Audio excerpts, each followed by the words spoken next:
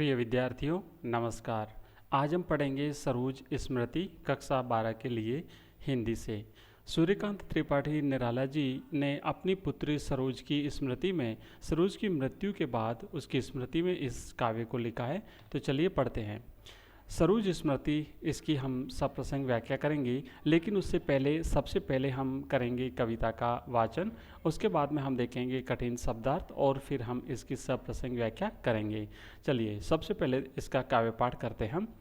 कवि यहाँ पर लिखते हैं कि देखा विवाह आमूल नवल, तुझ पर शुभ पड़ा कलश का जल, देखती मुझे तू हंसी मंद, होठों में बिजली फंसी स्पंद, उर्मे भर झूली छवि सुंदर, प्रिय की अशब्द श्रृंगार मुखर, तू खुली एक उच्छ्वास संग, विश्वास स्तब्ध बंद अंग अंग, नत नयनों से आलोक उतर, कापा अधरों पर थर थर थर, देखा मैंने वह मूर्ति धीती, मेरे बसंत की प्रथम गीति। तो यहाँ पर जो है इसकी हम सप्रसंग व्याख्या करें उससे पहले एक बार कठिन शब्दार्थ देख लेते हैं।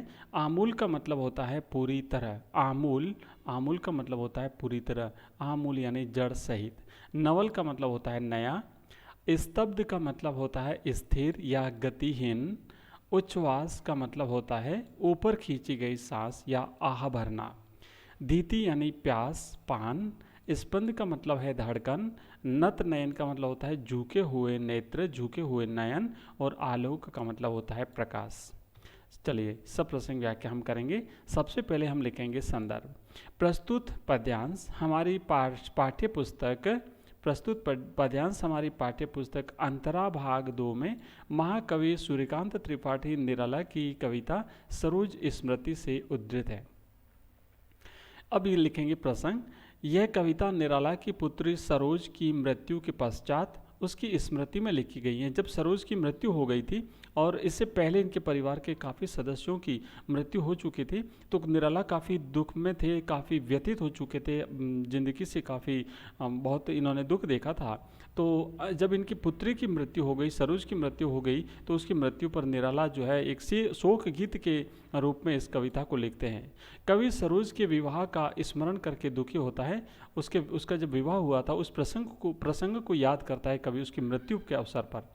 तो यहाँ पर कवि क्या कहता है, कवि निराला अपनी पुत्री सरोज की मृत्यु पर उसके विवाह को याद करते हैं और कहते हैं कि हे पुत्री, तेरे विवाह को जो आमंत्रित व्यक्ति आए उन्होंने तेरे एकदम नवीन विवाह को देखा, है ना। तो यहाँ पर देखिए क्या कहते हैं कि देखा विवाह आमूल नवल, तुझ पर शुभ पड़ा कलश का जल।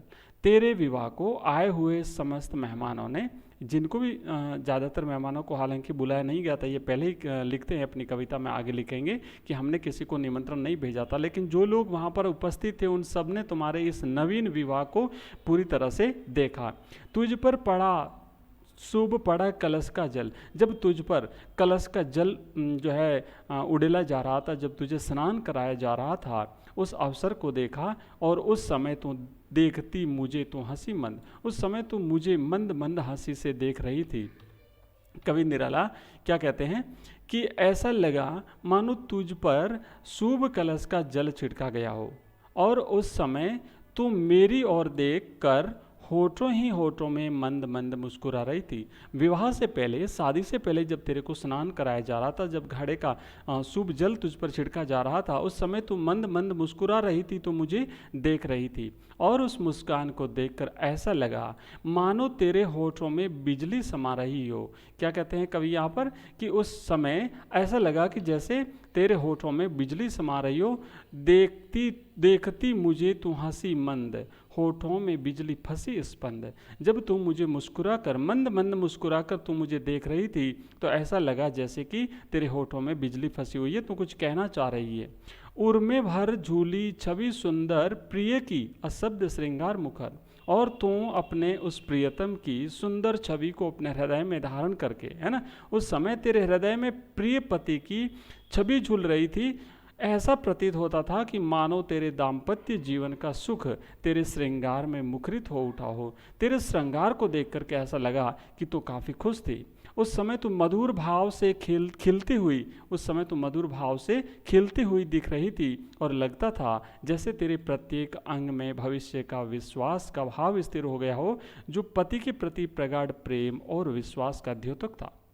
लज्जा और संकोच के कारण नम्रता से भरी तेरी आंखों से जो प्रकाश उभर आया था, जो प्रकाश उतर रहा था, वह आंखों से उतर कर तेरे होठों पर थर थर काँप रहा था।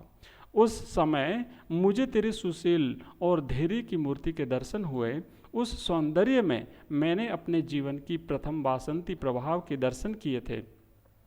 आशय यह है कवि का यहाँ पर कहने का कि सौंदर्य को देखकर कवि को अपने यौवन की याद आ गई थी। क्या कहते हैं यहाँ पर कवि कि तू खुली एक उच्छ्वास संग, विश्वास स्तब्ध बंद अंग अंग, नत नयनों से आलोक उतर कांपा अधरों पर थर थर थर।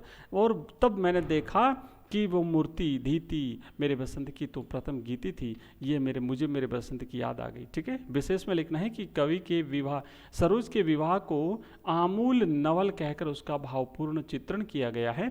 एक बिंदु साकार हो उठा है, उसके विवाह का यहाँ पर बिंदु साकार हो उठा है, और अंग अंग थर थर में पुनरुक्ति प्रकाश अलंकार तथा नत नयनों में अनुप्रास अलंकार का प्रयोग हुआ है। चलिए अगला पद देखते हैं। दूसरा पद है, श्रृंगार रहा जो निराकार, रस कविता में उच्छ्वसित धार, गाया स्वर्गीय प्रिया संग, भरता प्राणों में राग रंग, रति रूप प्राप्त कर रहा वही, आकाश बदल कर बना मही। हो गया ब्याह आत्मीय स्वजन कोई थे नहीं, न आमंत्रण था भेजा गया, विवाह राग भर रहा न घर निसी दिवस जाग, प्रिय मौन एक संगीत भरा नवजीवन के स्वर पर उतरा। सबसे पहले कठिन शब्दार्थ, निराकार का मतलब होता है जिसका कोई आकार न हो। स्वर्गीय प्रिया, यहाँ पर कवि अपनी पत्नी को याद करता है। पत्नी की मृत्यु पहले ही हो चुकी थी, तो यहाँ पर कवि अपनी स्वर्गीय पत्नी को याद करते हैं और उसका वर्णन यहाँ पर कवि कर रहा है। रति रूप का मतलब होता है कामदेव की पत्नी, रति के जैसी सुंदर, रति के जैसी रूपवान। ठीक है, इसलिए रति रूप, और अत्यंत सुंदर इसका मतलब। मही का मतलब होता है पृथ्वी। सप्रसंग व्याख्या हम करेंगे। सबसे पहले संदर्भ में देखना है कि प्रस्तुत काव्यांश हमारी पाठ्य पुस्तक अंतरा भाग 2 में संकलित सूर्यकांत त्रिपाठी निराला जी की रचना सरोज स्मृति से ली गई है। प्रसंग, कवि निराला अपनी पुत्री सरोज की मृत्यु के बाद अपने भावों को व्यक्त करते हुए अपनी दिवंगत पत्नी के सौंदर्य को अपनी पुत्री के सौंदर्य में देखते हैं। इसमें उन्होंने अपनी पुत्री के विवाह की सादगी का वर्णन किया है। जिस सादगी से उनकी पुत्री का विवाह हुआ था उसका वर्णन यहाँ पर कवि कर रहे हैं। व्याख्या, कवि कहता है कि हे पुत्री, मैंने अपनी कविताओं में सौंदर्य के जिन निराकार भावों का वर्णन किया है उन्हें मैं आज तुम्हारे सौंदर्य में देख रहा हूँ। मतलब मैंने जो भी काव्य रचे हैं, मैंने जो कविताएं रची हैं, उसमें मैंने जो सौंदर्य का वर्णन किया है, जिन भावों का सौंदर्य के, उन समस्त भावों को मैं आज तुम्हारे सौंदर्य में देख रहा हूँ। मुझे बिल्कुल स्पष्ट रूप से दिखाई देता है। और काव्य की रसधारा जो छिपी रहकर भी सहस्र रूप में छलकती रहती है, काव्य की जो रसधारा होती है, काव्य की जो रस मिलता है, जो आनंद आता है, वो छिपा हुआ भले ही हो लेकिन फिर भी वो छलकता रहता है। वही श्रृंगारिक रसधारा मैंने तुम्हारे श्रृंगार में देखी है। जिस गीत को मैंने अपनी स्वर्गीय पत्नी के साथ गाया था वह मानो आज मेरे मन में प्रेम का संगीत भर रहा है, क्योंकि आज जब मैंने तेरे श्रृंगार को देखा तो मुझे पत्नी की याद आ रही है। उसका तेरे सौंदर्य में उसका सौंदर्य मुझे दिख रहा है, इसीलिए उसके साथ गाया गया गीत, उसके साथ मैंने जो गीत गाया था वो मानो आज मेरे मन में प्रेम का संगीत भर रहा है। वही तुम्हारे सुंदर स्वरूप में रति के रूप में प्रकट हो रही है। तुम्हारा सौंदर्य आज बिल्कुल खिला हुआ है और तुम्हारे सौंदर्य में तुम्हारी माँ का रूप मुझे दिखाई दे रहा है, बिल्कुल वैसा ही जैसा कि उतना ही सुंदर जैसा कि रति जो है वो कामदेव की पत्नी। जिस प्रेम गीत को मैंने स्वर्गीय पत्नी के साथ गाया था वह उच्छ्वसित आज भी मेरे प्राणों में प्रेम का संचार कर रहा है। वही रूप रस आकाश से बदलकर पार्थिव रूप में साकार हो उठा है। यहाँ पर आकाश इसीलिए कहा गया है क्योंकि पत्नी स्वर्गवासी हो गई थी, मतलब पत्नी की मृत्यु हो गई थी, तो वहाँ से उतरकर पार्थिव रूप यानी सरोज के रूप में जब उसका विवाह हो रहा था उस समय का वर्णन कवि कर रहा है। हालांकि क्योंकि अब तो पुत्री की भी मृत्यु हो चुकी है, लेकिन ये वर्णन तब का है जब उसका विवाह हुआ था। तो यहाँ पर कहता है कि आकाश से उतरकर ये रूप जो है वो पार्थिव रूप धारण कर चुका है। हे पुत्री, आगे कवि कहते हैं कि तेरा विवाह संपन्न हो गया। विवाह में कोई भी रिश्तेदार नहीं आया था क्योंकि उन्हें आमंत्रण नहीं भेजा गया था। विवाह बड़े साधारण रूप में संपन्न हुआ था, इसलिए न तो घर में रौनक हुई, न गीत गाए गए और न रत जगा हुआ, मतलब कोई भी विशेष कार्यक्रम विवाह का नहीं हुआ। और एक मौन संगीत सर्वत्र समा गया। चारों तरफ मौन जो है एक प्रकार से शांति थी, मौन था, और यह मौन संगीत जो है वो सर्वत्र समा गया। इस प्रकार तेरा विवाह संपन्न हुआ।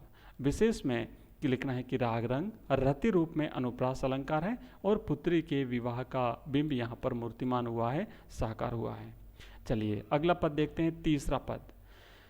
माँ की कुल शिक्षा मैंने दी, क्योंकि माँ नहीं थी घर में, माँ नहीं थी घर में, इसलिए कवि कहते हैं कि माँ की कुल शिक्षा मैंने दी, पुष्प सेज तेरी स्वयं रची, सोचा मन में वह शकुंतला, पर पाठ अन्य यह अन्य कला, कुछ दिन रह ग्रह तू फिर समोद, बैठी नानी की स्नेह गोद, मामा मामी का रहा प्यार, भर जलद धरा को ज्यों अपार, वे ही सुख दुख में रहे न्यस्त, तेरे हित सदा समस्त व्यस्त, वह लता वहीं की जहाँ कली तू खिली, स्नेह से हिली पली, अंत भी उसी गोद में शरण ली, मुंदे दृगवर महामरण। कठिन शब्दार्थ। सेज का मतलब होता है सैया यानी बिस्तर। शकुंतला कालिदास की एक नाट्य कृति है अभिज्ञान शाकुंतलम, उसकी जो नायिका है शकुंतला, उसका यहाँ पर वर्णन जो है वो कवि ने किया है। समोद का मतलब होता है हर्ष सहित, खुशी के साथ। व्यस्त का मतलब होता है निहित, और जलद यानी बादल। वर का मतलब होता है अपना कर यानी अपनाना।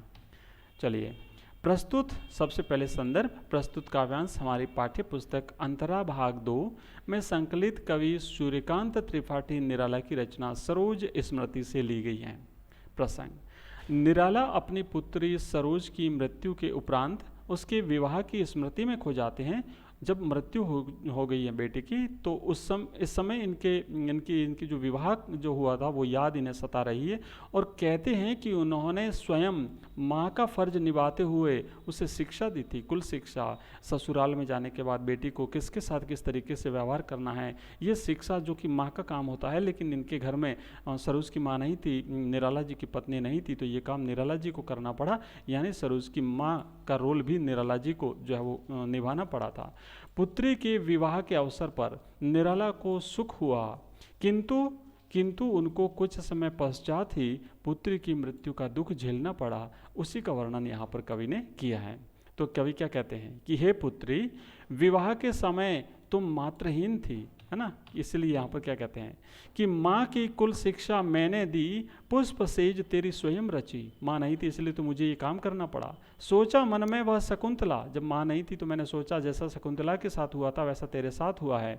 लेकिन क्या कहते हैं, पर पाठ अन्य यह अन्य कला, वैसा नहीं था, दोनों में कुछ फर्क भी था। तो इसलिए कवि यहाँ पर कहते हैं कि जो तुम्हारी माँ नहीं थी उस समय तुम मात्रहीन थी, ये एक अभिशाप था, ये एक जो है वो श्राप था, और वह भी मुझे झेलना पड़ा। विवाह के पश्चात माँ ही बेटी को विदा करती है, और माँ ही विदाई के समय पुत्री को ससुराल में लोगों के साथ अच्छा व्यवहार करने की शिक्षा देती हैं।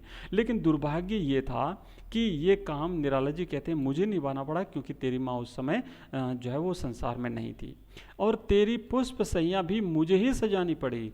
तुझे विदा करते समय मुझे जो है वो कालिदास की जो नायिका थी शकुंतला, उसकी याद आ गई, क्योंकि जब शकुंतला का विवाह हुआ था उस समय शकुंतला की माँ भी उसके साथ नहीं थी, किंतु तुम्हारी और शकुंतला की स्थिति में अंतर था, है ना। क्या कहते हैं कि यहाँ पर कला भी जो है वो अंतर था, दोनों में स्थिति जो है वो दोनों की अलग थी, दोनों के संस्कारों में अंतर था, तुम दोनों ही मात्रहीन थी, इस कारण शकुंतला की याद आ गई, और और यहाँ पर क्या कहते हैं कि उसी क्रम में कण्व ऋषि की याद आ गई, क्योंकि कण्व ऋषि भी उस समय अपनी पुत्री का विवाह जो अकेले कर रहे थे, उनकी पत्नी साथ में नहीं थी, लेकिन फिर भी क्या कहते हैं कि शकुंतला को विदा करते समय कण्व ऋषि को जो दुख हुआ होगा उससे अधिक दुख मुझे हुआ है। कारण ये था कि शकुंतला की माँ उसे छोड़ करके गई थी, लेकिन यहाँ पर कवि निराला की पत्नी जो है वो संसार से ही विदा ले चुकी थी, यहाँ पर उपस्थित नहीं थी, छोड़ के नहीं गई थी, लेकिन उसकी मृत्यु हो चुकी थी, इसलिए दोनों की स्थिति अलग थी। हे बेटी, तुमने ससुराल में कुछ समय सुख से व्यतीत किया और फिर तुम अपनी नानी के घर आ गई और तुम्हें नानी मामा मामी का अपार स्नेह मिला। जिस तरीके से बादल वर्षा करके धरती की प्यास बुझाते हैं, उसका हित करते हैं, उसके समस्त सुख दुख का ध्यान रखते हैं, उसी प्रकार तुम्हारी नानी तुम्हारे मामा मामी ने अपार स्नेह से तुमको सुख दिया, तुम्हारी हर इच्छा की पूर्ति करी। उन्होंने हमेशा तेरा ख्याल रखा, उन्होंने सदैव तुम्हारे सुख दुख का ध्यान रखा, और जिस लता पर तुम कली बनी थी और फूल बन खिली थी, वही लता यानी तुम्हारी माँ भी वही की थी। मतलब जिस ननियाल तेरा जहाँ था वहीं की तो तुम्हारी माँ भी थी। जिस नानी के घर तुम पली बड़ी हुई, उसी नानी की गोद में तुमने अपने प्राण त्याग दिए। तो इस प्रकार निराला जो है वो काफ़ी व्यतीत होते हैं, दुखी होते हैं अपनी पुत्री की मृत्यु का समाचार सुन करके, और उसके शोक गीत के रूप में निराला ने ये कविता रची है। विशेष विवाह के पश्चात पुत्री की विदाई और उसकी मृत्यु का भावात्मक वर्णन कवि ने यहाँ पर किया है और सार्थक शब्दावली का प्रयोग हुआ है। अगला पद लेते हैं हम। मुझ भाग्यहीन की तू संबल, युग वर्ष बाद जब हुई विकल, दुख ही जीवन की कथा रही, क्या कहूँ आज जो नहीं कही। हो इसी कर्म पर वज्रपात, यदि धर्म रहे नत सदा माथ, इस पथ पर मेरे कार्य सकल, हो भ्रष्ट शीत के से सतदल, कन्ये गत कर्मों का अर्पण कर, करता मैं तेरा तर्पण। तो यहाँ पर देखिए प्रस्तुत पद्यांश हमारे पाठ्य पुस्तक अंतरा भाग 2 में संकलित कवि सूर्यकांत त्रिपाठी निराला की रचना सरोज स्मृति से ली गई है। कवि प्रसंग में ये लिखना है कि कवि अपनी पुत्री सरोज की मृत्यु के उपरांत उसके हृदय की संपूर्ण करुणा अपनी पुत्री के प्रति अर्पित करता है। अपने संघर्ष में जीवन और पुत्री के प्रति कुछ न कर पाने का पश्चाताप ही यहाँ पर व्यक्त कर रहा है कवि। व्याख्या में लिखना है कि कवि अपनी पुत्री सरोज के प्रति अपने भावों को व्यक्त करते हुए कहते हैं कि हे पुत्री, तुम मुझ भाग्यहीन पिता का एकमात्र सहारा थी। क्या कहते हैं कि मुझ भाग्यहीन की तू संबल, युग वर्ष बाद जब हुई विकल, दुख ही जीवन की कथा रही, क्या कहूँ आज जो नहीं कही। इसलिए क्या कहते हैं कि मुझ भाग्यहीन पिता का एकमात्र सहारा थी।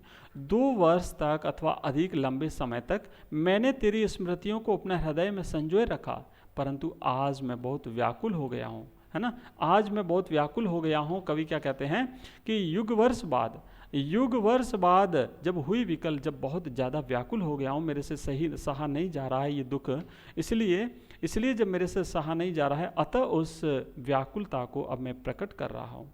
मेरे जीवन की कथा दुख भरी है, अर्थात मैंने जीवन भर दुख ही देखे हैं, है ना। इसलिए क्या कहते हैं कि दुख ही जीवन की कथा रही, मेरे संपूर्ण जीवन की कथा दुख ही है, मैंने जीवन भर दुख ही देखे। निराला ने जब छोटे थे उसी समय से उन पर दुखों का एक प्रकार से कह सकते हैं कि दुखों की शुरुआत हो गई थी उनके जीवन में। उनके परिवार के कई सदस्य, इनकी माँ, इनकी पत्नी, इनके चाचा, इनके ताऊ, इनके भाई, सभी इनको छोड़ करके इस संसार से विदा हो चुके थे। उस भयंकर महामारी में 1918 के आसपास की उस महामारी में सभी काल का ग्रास बन चुके थे। तो निराला ने बहुत ज़्यादा दुख देखा था, और इसी क्रम में जब अंत में इनकी पुत्री सरोज की भी मृत्यु हो जाती है तो निराला बहुत बहुत ज़्यादा दुखी हो जाते हैं। और तब ये क्या कहते हैं कि मेरे जीवन में हमेशा दुख ही दुख मैंने देखे हैं, और आज तक जिस दुख की कथा को प्रकट नहीं कर पाया था, इंतजार किया मैंने, सहन किया, लेकिन जब नहीं कर पाया, इसलिए क्या कहते हैं कि आज उसे इस कविता के माध्यम से प्रकट कर रहा हूँ, इस शोक गीत के माध्यम से मैं प्रकट कर रहा हूँ।